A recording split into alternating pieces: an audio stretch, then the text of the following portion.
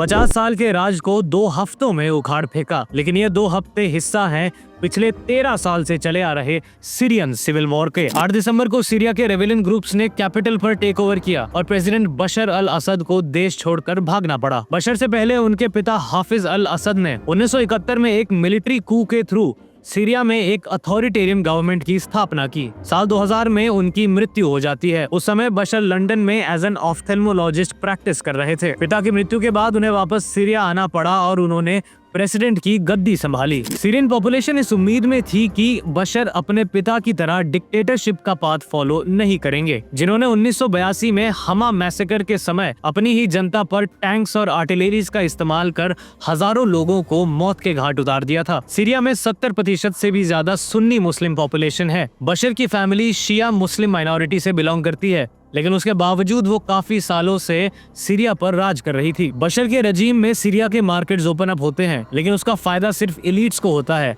और देश में अनएम्प्लॉयमेंट और महंगाई बढ़ जाती है। 2011 में वेस्ट एशिया के मल्टीपल डिक्टेटर्स ने अपनी सत्ता गंवा दी थी। इस समय को अरब स्प्रिंग्स के नाम से याद किया जाता है। इसी ट्रेंड को फॉलो करने के मकसद से सीरिया में भी प्रेसिडेंट बशर के अगेंस्ट प्रोटेस्ट स्टार्ट हो जाते हैं, लेकिन सरकार प्रोटेस्टर्स पर धावा बोल देती है और सीरिया में शुरू हो जाता है सिविल वॉर। मुख्य तौर से इस वॉर में 2 रेबेलियन ग्रुप्स हैं, हयात तहरीर अल शाम जो पहले अल कायदा का हिस्सा हुआ करता था, और सीरियन डेमोक्रेसी फोर्सेस जो लड़ रहे हैं गवर्नमेंट की सीरियन नेशनल आर्मी के अगेंस्ट। दोनों ग्रुप सीरिया के बड़े हिस्से को कंट्रोल करते हैं। उनके अपने अपने मुद्दे हैं, लेकिन वो एक कॉमन गोल शेयर करते थे, जो था बशर को पावर से बाहर करना। इन ग्रुप्स को यूएसए का सपोर्ट भी हासिल है। 2015 में बशर ने प्रोटेस्टर्स के अगेंस्ट अपने सपोर्टर ईरान और रशिया की मिलिट्री का इस्तेमाल किया और अपनी ही पॉपुलेशन के ऊपर केमिकल वेपन्स का इस्तेमाल किया। इस सिविल वॉर के चलते सीरिया के ऑलमोस्ट 14 मिलियन लोगों को डिस्प्लेस होना पड़ा। लगभग 6 मिलियन देश छोड़कर एज रेफ्यूजीज रह रहे हैं। इन रेफ्यूजीज की सबसे बड़ी संख्या